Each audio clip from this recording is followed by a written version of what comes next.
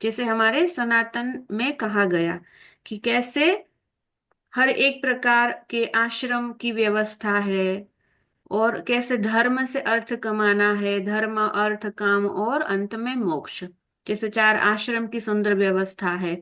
तो बोले यदि इस विधि से भी गृहस्थ में भी रहते हो तो इस विधि से भगवत अनुकूल विधि के अनुसार सावधानी पूर्वक धर्मयुक्त कर्म करते रहने चाहिए। अवश्य ही एक ऐसी स्थिति होती है जिसमें वैदिक लौकिक कार्य अनायास ही छूट जाते हैं, है ना। जैसे दूसरी स्थिति भी बताई जहां पे बोले प्रेम की वो स्थिति आती है, अंतिम स्थिति आती है, वहां पे फिर सब कार्य छूट जाते हैं, अनायास ही छूट जाते हैं। परंतु उस स्थिति के प्राप्त होने तक दोनों प्रकार के कर्म विधिवत अवश्य करने चाहिए। तो दो प्रकार की बातें जिससे हमने कल भी स्पष्ट देखा कि किस तरीके से यदि गृहस्थ है, सांसारिक है, तो किस तरह से रहना है, और एक कोई सिद्ध है तो उनकी स्थिति कैसी होती है। तो दोनों स्थिति का वर्णन यहाँ पे कर रहे हैं। हम्म। फिर तो बोले आप ही छूट जाएंगे। हो वो स्थिति आई तो फिर बोले छूट ही गए, है ना। फिर शरीर रहेगा, लेकिन जैसे कहा कि एक तरह से मुक्ति हो गई, इच्छा मर गई, तृष्णा मर गई, तो मुक्ति। शरीर है, शरीर आदि कर्म होते रहेंगे जैसे कहा, परंतु इस स्थिति में भी आहार आदि कर्म वैसे ही होते रहेंगे, लेकिन मुक्त हो गए, बोले छूट गए। यही है हकीकत में जो भगवत प्राप्ति कह लो, कैवल्य कह लो, मोक्ष कह लो, मुक्ति कह लो। ये स्थिति आने पर बोले कर्म तो छूट ही जाएंगे, हम सब सब मतलब शून्य हो जाएगा वहां पे, तो वो जीव वापस नहीं आएगा। नहीं तो अभी भी इच्छा है और शरीर चला गया, अवधि समाप्त हो गई, तो फिर वापस आना है। जैसे कबीर जी कहते हैं ना कि माया मरी न मन मरा, मर मर मर मर गया गया शरीर। शरीर, हाँ। आशा तृष्णा ना मरी, कह गए दास बस कबीर। कबीर।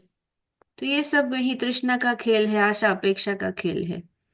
इच्छा भगवत प्राप्ति की हो जाए तो बस जीवन रहते वो पार लग जाए, नहीं तो फिर भी इच्छा के उसमें वापस आना है। बोले उस स्थिति में भी क्योंकि अभी शरीर है ना, तो शरीर को क्या चाहिए, भोजन पानी, जो भी कुछ वस्त्र आदि है, औषधि, जो भी कुछ है, शरीर की आवश्यकता, शरीर धर्म, वो भी उस अवस्था में वो तो रहेंगे। लेकिन देखो, एक होती है कि आवश्यकता, एक होती है कि जैसे भोग, है ना, मतलब एक होती है नेसेसिटी और एक होती है लग्जरी। तो अब वो आवश्यकता है शरीर की, वो तो करनी ही है क्योंकि शरीर है अभी। लेकिन उनको अभी कोई वो राग भोग में, वो लग्जरी में उनको वो नहीं चाहिए। जैसे शरीर का निर्वाह हो जाए, है ना, जैसे कुछ अन्न कवल पेट में आ जाए तो शरीर का पोषण होता रहे, कुछ ओढ़ने के लिए वस्त्र मिल जाए, कोई एक स्थान मिल जाए, रोग विकार में कुछ औषधि मिल जाए, इतनी तो ये आवश्यकता होती है। तो ये ऐसा नहीं कि संत भी क्यों ओढ़ पहन रहे हैं या भोजन कर रहे हैं, क्योंकि ये तो शरीर का धर्म है। अब उनको उनमें राग नहीं है, जो कुछ भी मिल जाए, हाँ भगवान की प्रसादी भोग, 56 भोग मिल जाए वो भी वो पा लेगा, सूखी रोटी होगी वो भी वो पा लेगा। तो ऐसा, कारण कि वे शरीर के लिए आवश्यक है। यद्यपि एक समय तो ऐसा आता है, कभी कभी समय ऐसा आता है सबकी सब भक्त के जीवन में, कि प्रेम के नशे में चूर भक्त आहार आदि के लिए ना तो कोई इच्छा करता है ना चेष्टा करता है। उनको अच्छा नहीं लगता, वैसे उन देखो वो भी भगत को बाधा लगती है, आहार में थोड़ा सा मन लगाना और वो उनको पाना, वो भी उनको बाधा लगती है कभी कभी। कहा ना कि न खान पान ते भावे है, ना कोमल वसन सुहावे है, सब विषय लगे अब खारा है, और हरि हरि भजन का मगन यारा है। खान पान कोई रुचि नहीं, कोमल वसंत ना सुहावे है, क्योंकि वो भी उनको बाधा लगती है। जो कुछ भी मिल जाए वो पा लेता है, फिर से वो अपने चिंतन में प्रयास नहीं करता, बोले अनायासी जो आता है उनको वो पा लेता है। अवश्य ही वहां भी भगवत प्रसादी होता है, बिल्कुल भगवत प्रसादी पाता है। तो ये प्रेम रूपा भक्ति की बात कर रहे नारद जी।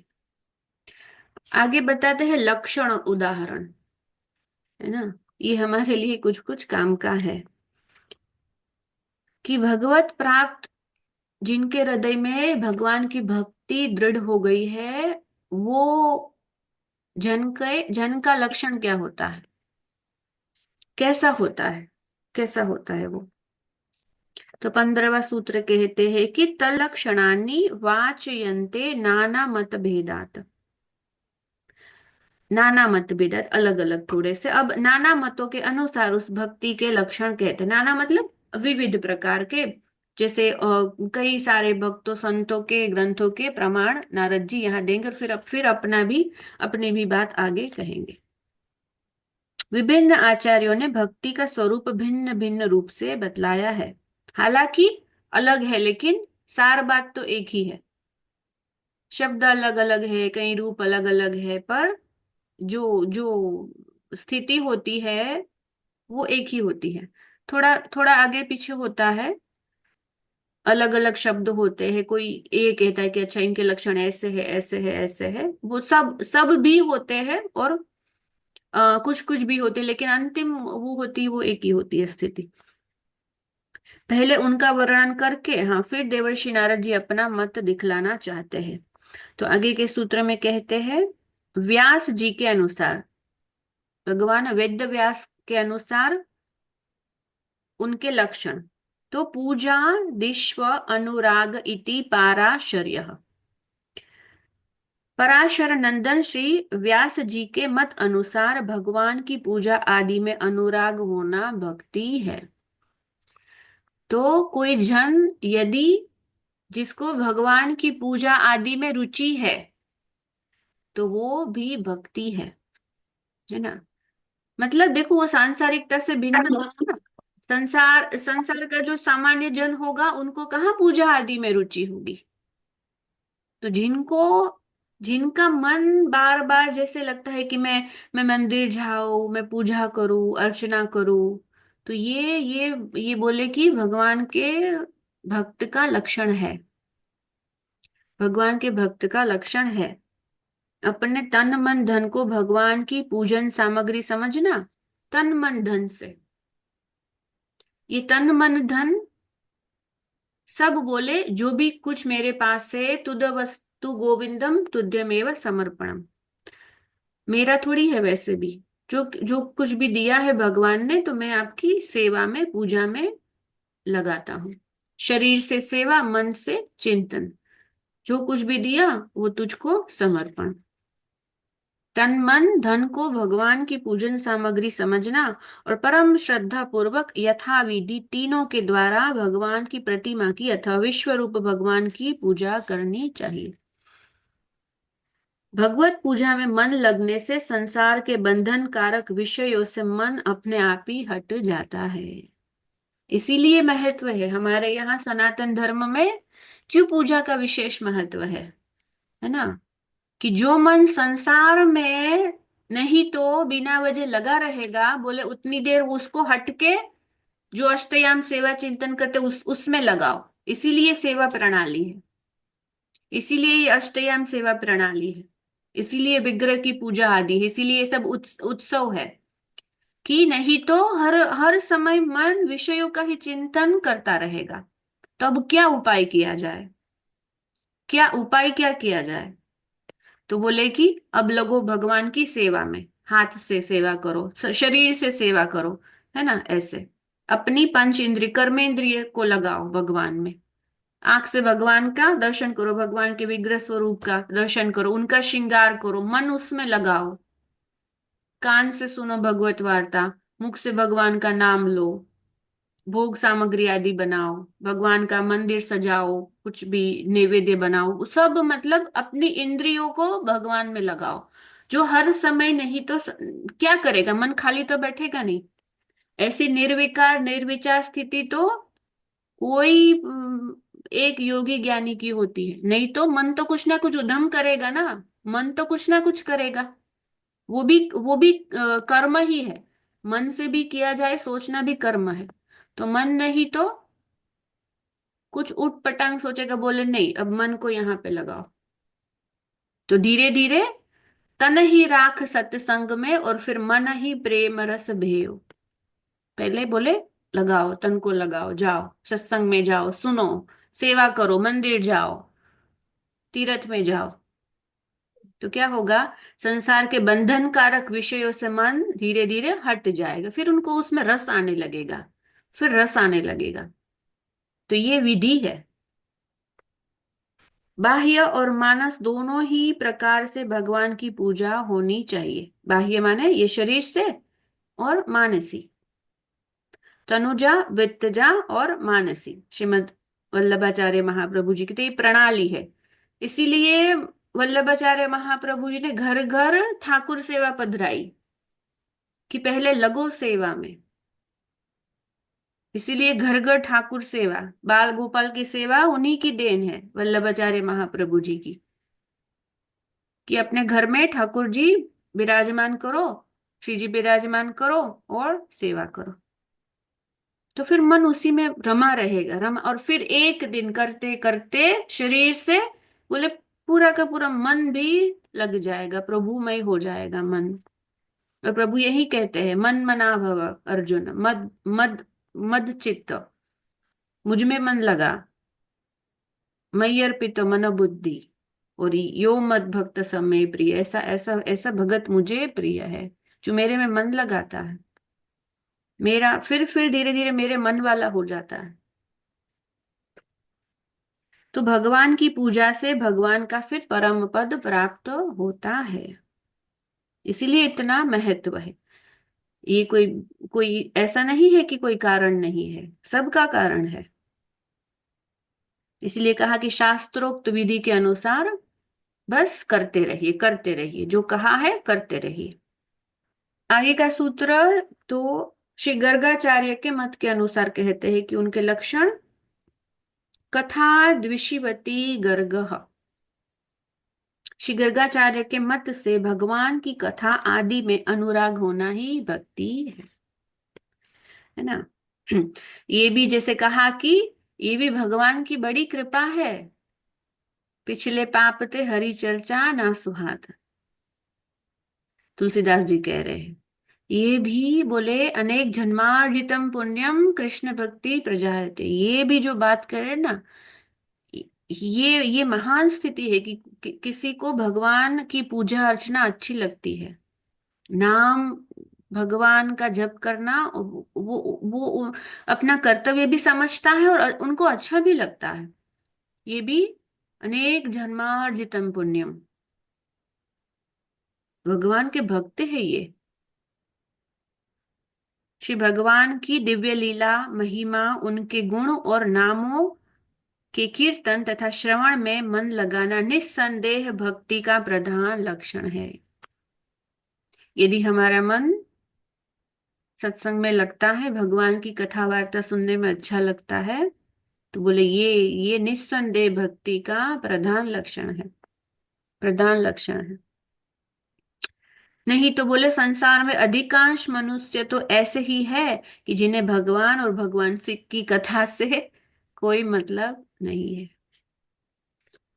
सुनना ही नहीं चाहते, सुनना ही नहीं चाहते। तो अगर सुनना अच्छा लगता है, अगर संतों का भक्तों का संग अच्छा लगता है, तो ये बोले कि निस्संदेह भक्ति का लक्षण है।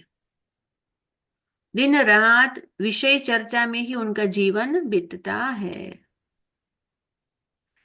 माला तो घुमाते हैं, पर बोले कि माला फेरत जुग भयो, पर फिराना मन का फेर।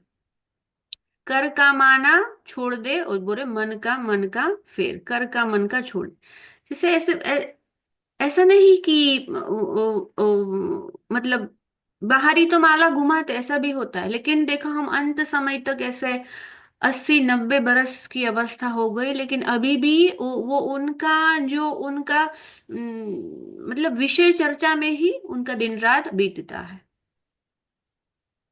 एक अभी कुछ दिन पहले मैंने देखा था, वो प्रेमानंद जी महाराज से एक कोई सज्जन गृहस्थ मिलने आए, पति पत्नी। बोले कि हमारी माता जी है, बोले कि अ, पूरे जीवन बोले उन्होंने भागवत का पठन किया, बोले माला फेरी, बोले फिर भी जैसे जैसे उम्र बढ़ती है, बोले अब पूरा पूरा दिन वो टीवी के सामने बैठी रहती है। बोले टीवी के सामने बैठी रहती है और वही चर्चा। बोले वैसे तो उन्होंने पूरा जीवन बोले माला करी है और भागवत जी का ये किया है। तो वही है ना कि मन का नहीं फिरा, कर का मन का चलता रहा। तो इसे उम्र बीत जाती है, फिर भी अभी वो उनका उनका चित्त है वो संसार में से हटकर भगवान में लगा ही नहीं, लगा ही नहीं। तो हमारा चित्त लगता है, हमको अच्छा लगता है करना, हमारा चित्त लगता है, सत्संग श्रवण करना अच्छा लगता है, भगवान की कथा ऐसा नहीं कि हाँ चलो ठीक है सुन लिया, ऐसा कैसा करके नहीं, ये अलग, ये तो फिर ये तो नरी संसारी ही चर्चा है, मतलब उन्हीं लोगों की बात है, ऐसा नहीं। हाँ लेकिन उनमें अनुराग है, तो बोले ये भक्ति का लक्षण है।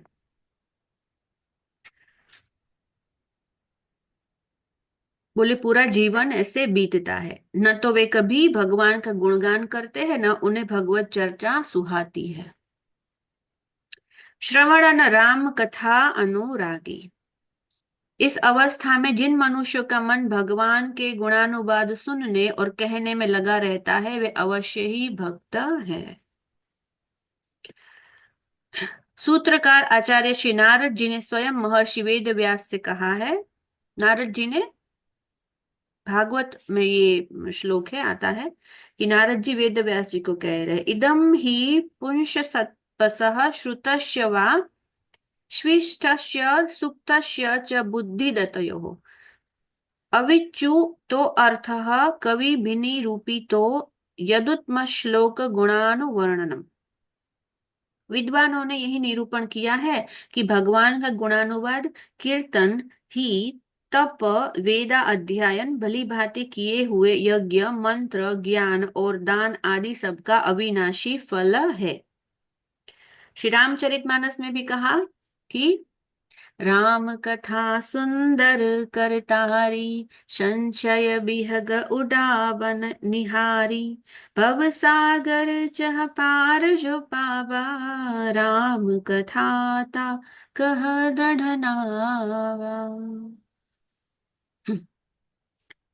अतएव श्री हरि कथा में यथार्थ अनुराग होना भक्ति है, अनुराग होना है ना। खाली सुनना अलग बात है, खाली माला जपना ऐसे क्रिया की बात नहीं हो रही है, कोरी क्रिया की बात नहीं हो रही है, बोले भाव होना, अनुराग होना, ये भक्ति है। और इस भक्ति से भगवान की प्राप्ति निश्चय ही हो जाती है, निस्संदेह, बोले निश्चय भगवत प्राप्ति हो जाती है। चलो यहां से कल करेंगे। अब शांडिल्य ऋषि का मत है और फिर नारद जी का आगे मत है।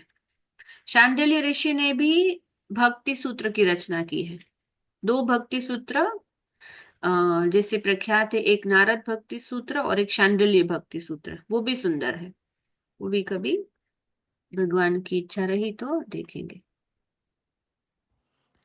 तो शेष चर्चा आगे। आज का ये भाव ईश्वर के चरणों में समर्पित करते हुए अब सभी के हृदय में विराजमान प्रेम प्रभु को मेरा प्रणाम। सर्वे भवन्तु सुखिनः।